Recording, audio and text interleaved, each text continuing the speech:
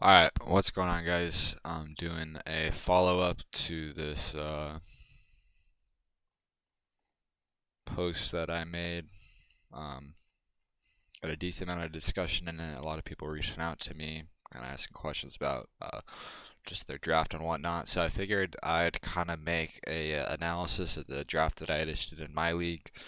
Um, a couple people said that they'd really appreciate that, and I figured why not try to work on my communication skills as well. So doing this, I guess analysis might not be the best, but I'm gonna try it out. I was initially planning on doing it live while I was drafting to kind of get my, live thought process, but there's just a lot of things going at once. I was making dinner and had to go out, check on it and shit like that. So I'm just doing it the day after. But as you see here, I am the first pick. Found out an hour before my draft because those are the default settings and that's what we have it on. And yeah, essentially it was just a decision between Jokic or Wembanyama.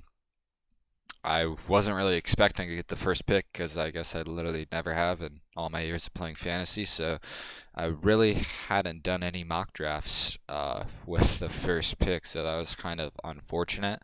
I did do one right after kind of finding out that I was first pick.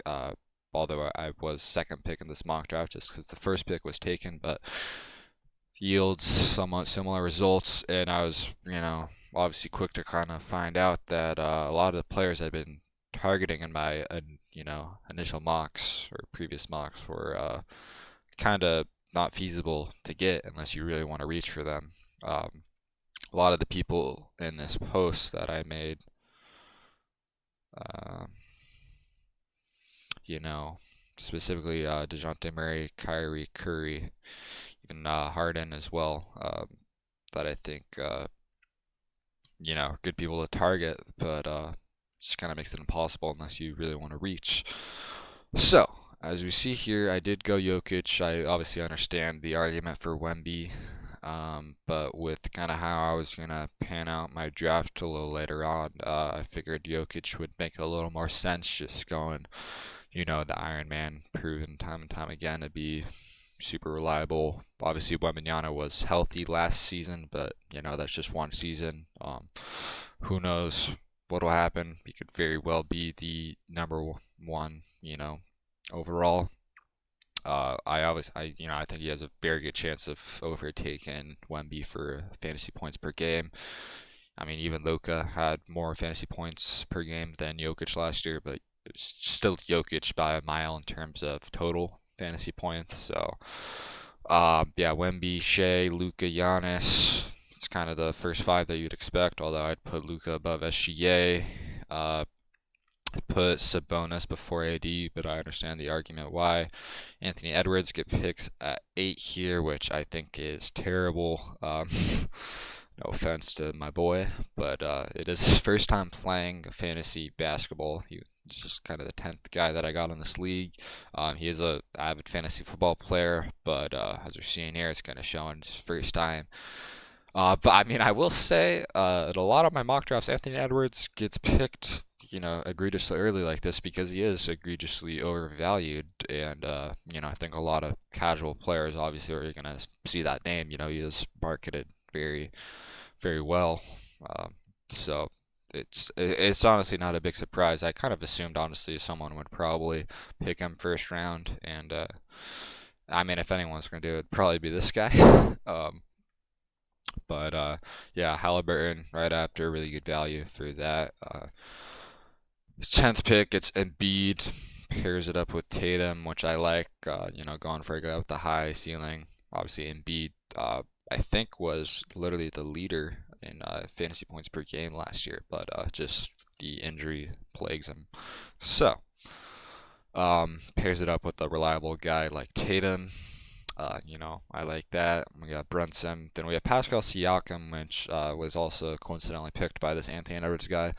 I really don't know what he was doing here.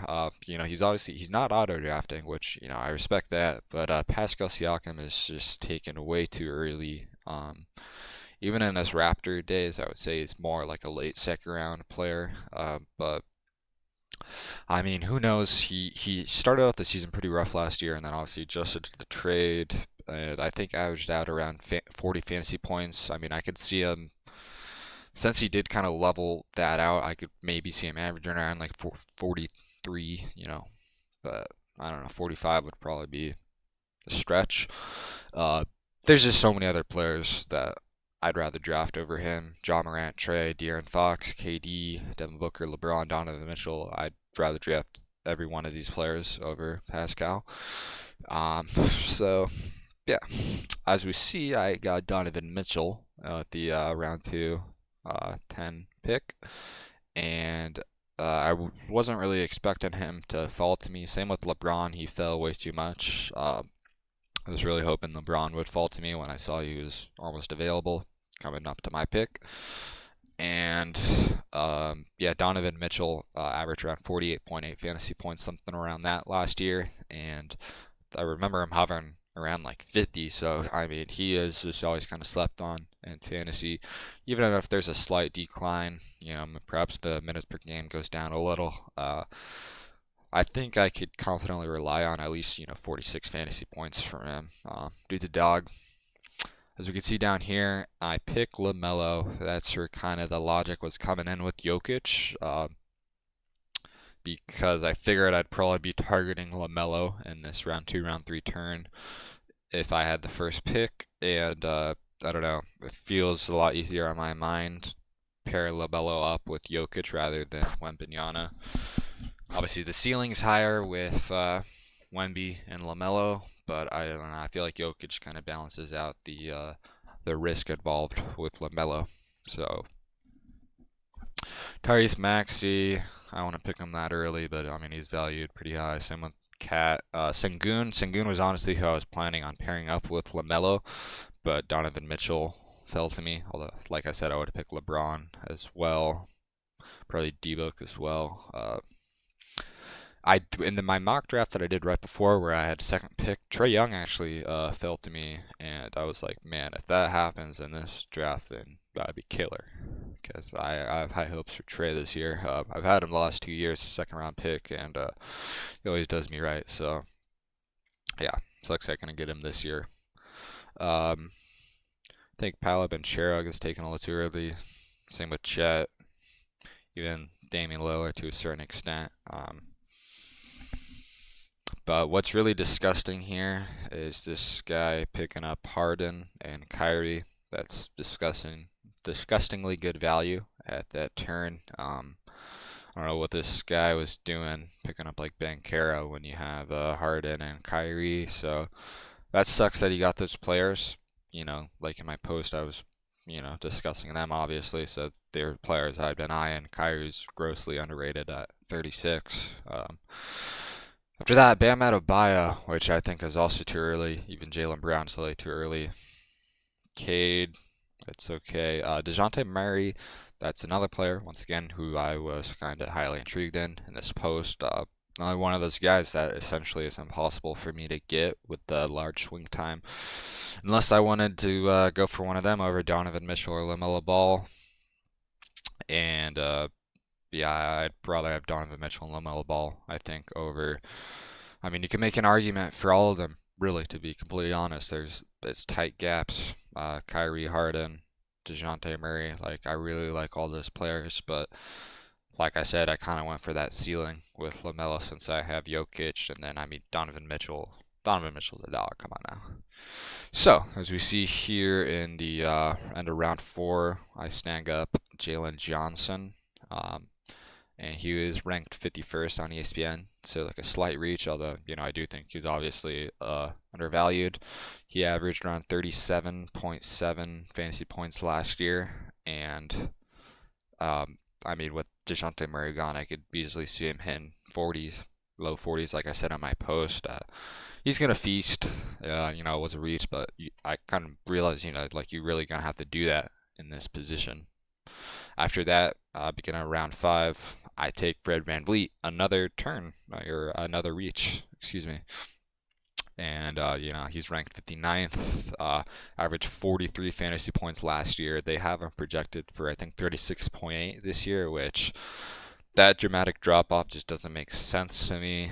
I think they're disrespecting him. I understand the, I guess, concerns with the new guard coming in, as well as Jalen Green. And I mean, Sengun is the number one option, but he is, the primary ball handler, the floor general, as I kind of highlighted in my post. He's going to get a lot of dimes regardless. And so with him, I'm kind of hoping similar values, Jalen Johnson in that low 40s. Hopefully, hopefully it's still similar to last year, 43. That would be awesome. Uh, Couple players I was eyeing in this round. This was probably the most difficult round for me. Like I said, I took a large reach on these guys in terms of not large, but decent reach in terms of where they're ranked respectively. Desmond Bane, I was eyeing. That's one guy who still post draft. I'm kind of like, oh, I kind of wish I got him, but like, I don't know. It's really close. It's hard to really pick someone that's like like obviously the best option. Lawyer marketing, great player, but he has the shutdown risk. That's essentially why I didn't pick him. Jalen Williams, that's someone that I was considering, but ultimately felt like these guys were better picks. Same with Jamal Murray. Jamal Murray, he was also someone I was, heavily considering, but I know he's been dealing with like injuries recently, so that's kind of why I decided not to choose him. Kawhi, obviously insane per game. I think I averaged around 45 last year, but has those injury concerns, and he's already just not looking like he's in the best shape coming into this preseason. McCall Bridges, I don't like that pick at all. So thank God he picked him to kind of balance out the Harden and Kyrie. Yeah, I don't like it because I understand that he's gone to New York and he'll probably improve his field goal percentage, but I think regardless, he's not going to produce this value that he's ranked at. I just thought he was overvalued, and yeah, not the best pick in my opinion. My understanding is better in category leagues, and from my understanding as well that the ESPN rankings is meshed together with points in categories, which makes no sense to me, but I'm assuming that's why he's ranked pretty well. But he also pairs it up with Jimmy Butler. I don't really like that as well either. And I had Jimmy Butler 46th last year, and I was like, oh man, like he fell to me. This is gonna be killer. He averaged 46 fantasy points the year before, and he ends up giving me something terrible, only like 36 or 37 fantasy points per game. Paired along with the fact that being Jimmy, he was just missing a decent amount of games as well. So very frustrating to own, especially because he's one of my favorite players. I did tell the guy, I was like, I don't really like your picks right there, and he's like, who else would you have drafted? And I told him, oh, Gobert, who was drafted right after. I told him Evan Mobley, who you see gets drafted by me at the end here. Julius Randle, another one, but I guess we'll hop straight into my pick right here, Evan Mobley. It's very fortunate for him to fall to me at pick 60 right here. Well, he is ranked 64th on the rankings, but I was noticing in a lot of my mock drafts that even that high ranking, he gets picked a lot earlier. So that was kind of huge for him to fall. Kind of relieved me a little bit on this Jalen Johnson and Fred VanVleet region that I did, since I know Evan Mobley's going to be really good value. After that, paired him up with Jared Allen teammates. This is interesting. So both these guys averaged around 38 fantasy points last year. I think it was an off year for Mobley. I think he could hit 40 this year.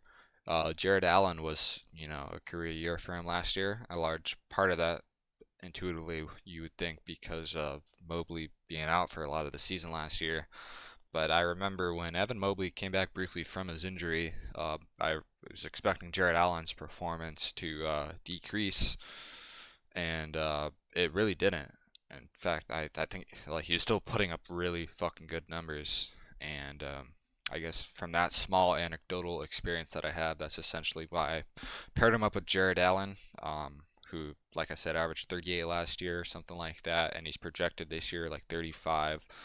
So I'm assuming, the reason why he's projected to decline is since Mobley was gone for a lot of last year. But I don't know. That's why I'm kind of using that anecdotal experience, hoping. Even him averaging 35 isn't the worst. Another player I was eyeballing was Jaren Jackson Jr., who falls to 69th pick. I think that's really good value for him. Kind of annoyed that he fell. Drew Holiday, terrible pick to avoid him. Unless he falls extremely, but I doubt he will because he's just so overvalued. He averaged only like 32 fantasy points last year. There's just so much talent in Boston. It's a no-go. Simons, I think, was a little bit of a reach. He's a Blazers fan, so I get it. I mean, Simons could be Michael Jordan, or he could just be a bum in the fucking high school. So it's kind of how it is owning him. Zach LaVine, I think, was a pretty good pick right here. It's obviously kind of a big what if, what happens. We don't really know what's going on in Chicago, but it could have a big payoff. Moving on to round 8. I think Derek White fell a lot. That's who I was going to target if he came all the way down on me. But he gets picked up right there in the middle of round 8. I don't like the Michael Porter Jr., Vassell. I don't like Sexton either, really. But yeah, as you see here, I get Bradley Beal falling to me at 80, and obviously there's kind of a high ceiling Bradley Beal has, very intriguing. He's had seasons producing first round value, and last year I think I averaged around 35.5, but was very frustrating for Beal owners since he was just dealing with all these like nagging injuries. I think he played surprisingly like 50 games though, which is like more than I had expected from remembering all the like BS that was going on with him with his injuries. But he really started to pick it up at the end of the season. I was playing with the big three as well, so it wasn't just like, oh, like there was no KD or no D Book involved. So I'm kind of hoping. I mean, it is a little bit of a gamble, obviously, with health concerns, no matter what, but I'm hoping he could reach those high 30 numbers. Over here we have Tobias Harris, who I pair him along with in round 9. Tobias Harris averaged, I think, 35-ish points, fantasy points last year with the Sixers. He's obviously on the Pistons now, and that's just, big opportunity for him to really put in some work. So I really don't see how he's not going to average at least at 35. I don't know. I'm hoping that's kind of a sleeper. I know a lot of people probably targeted him, so I'm really glad that he fell to me there. Amen Thompson, he was a dog at the beginning or at the end of last year, but that's because he was getting a lot of PT that he probably won't get, throughout the season. Really good player, but there's just a lot of mouths to feed over in Houston. I don't like the Clay pick at all. Porzingis, that was who I was really considering in this Beal Tobias Harris pick, and essentially the only reason why I didn't pick him was because I already had picked Jokic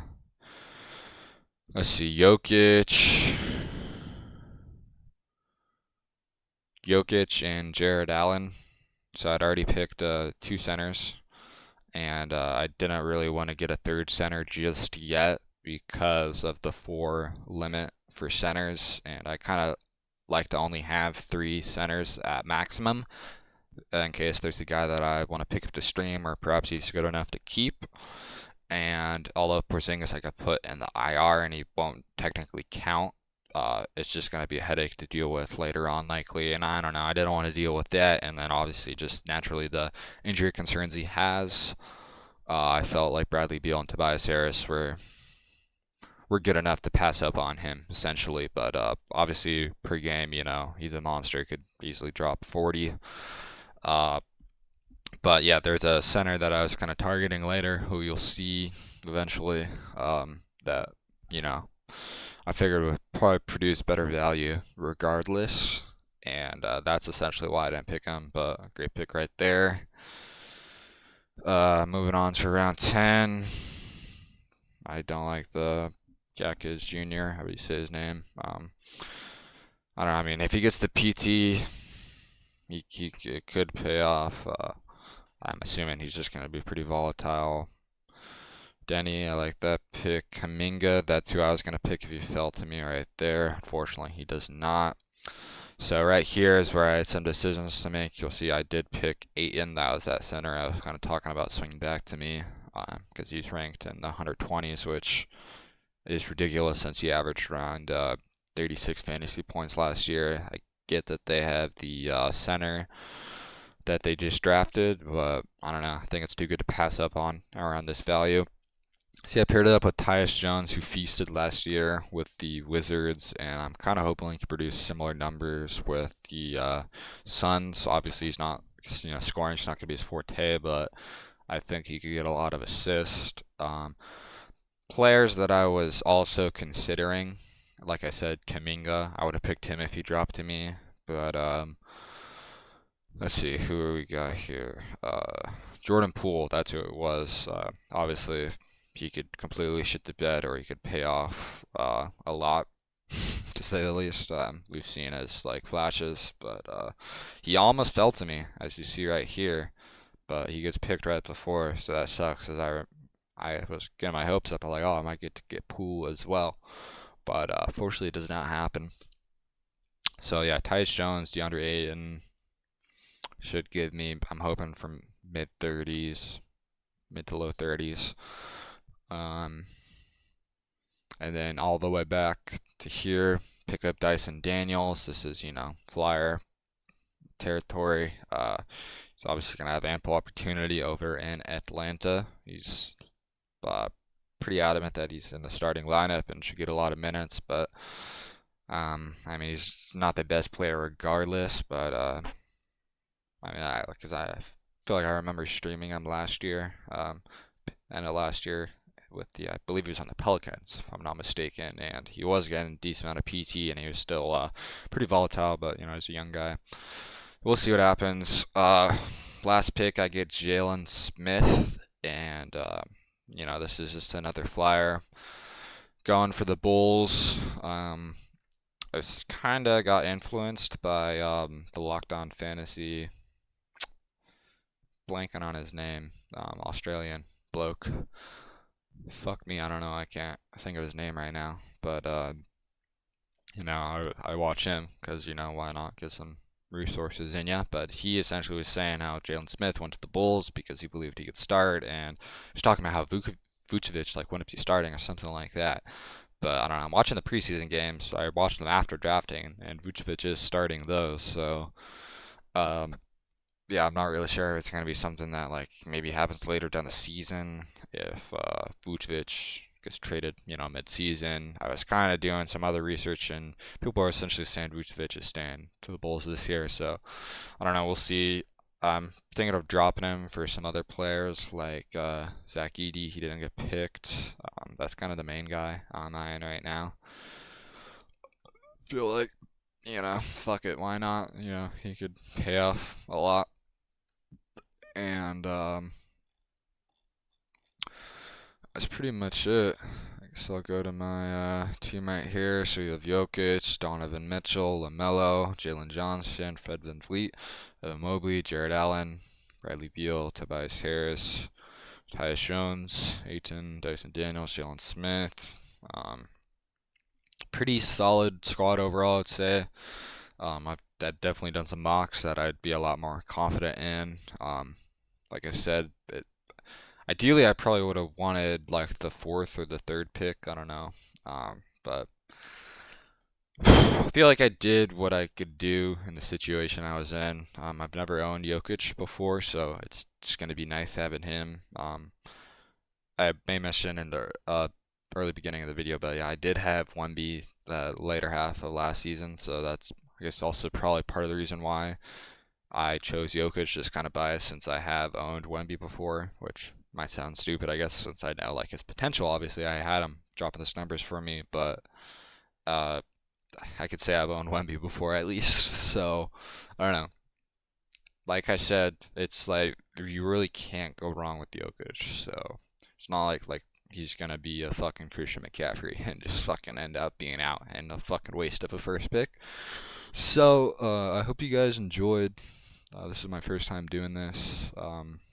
Probably won't turn out amazing, but hopefully you get some use out of it. Kind of like I said, I was doing this regardless, just to kind of have fun with doing it and also improve my communication skills. So yeah, let me know what you guys think. Ask any questions, feel free. Thanks.